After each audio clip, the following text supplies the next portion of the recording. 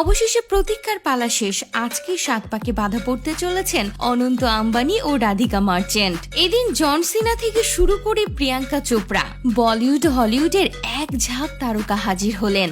আর রাজকীয়ভাবে আম্বানির পরিবারের সদস্যরা এন্ট্রি নিলেন রাধিকার বাড়িতে। তো ভিউয়ার্স, চলুন দেখিনি কে কি পরে আসলেন আর কে কে হাজির হলেন।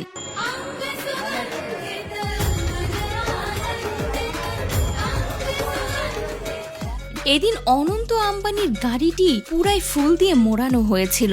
লাল কালারের গাড়িতে চড়েই এন্ট্রি নিলেন অনন্ত আম্বানি।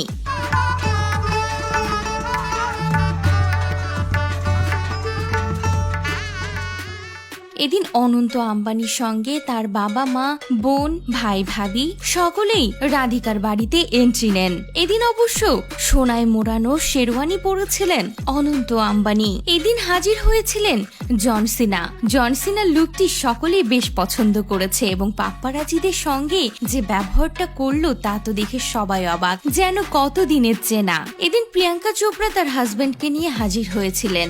প্রিয়াঙ্কা চোপড়া এদিন ইয়েলো কালারের একটি লেহেঙ্গা পরেছিলেন আর পিঙ্ক কালারের শেরওয়ানি পরেছিলেন নি। তাদের দুজনকে দেখতে কিন্তু বেশ ভালোই লাগছিল।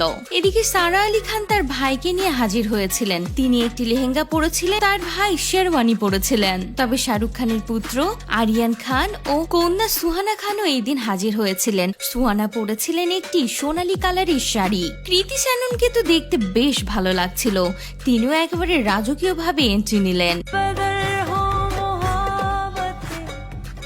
এদিন অনন্যা পান্ডেও হলুদ কালারের একটি লেহেঙ্গা পরেছিলেন, তবে তাকে দেখতে খুব একটা ভালো লাগছিল না। তবে সালমান খানকে তো দেখতে বেশ ভালো লাগছিল, একেবারে যেন রাজা সেজে হাজির হলেন তিনি। এছাড়াও এদিন আরো একাধিক তারকা হাজির হয়েছিলেন, তবে এখনো রাধিকা মার্চেন্টের লুক দেখা যায়নি। তিনি কতটা রাজকীয়ভাবে সেজেছেন তা দেখার জন্য অধিক আগ্রহে বসে রয়েছে গোটা বিশ্ব।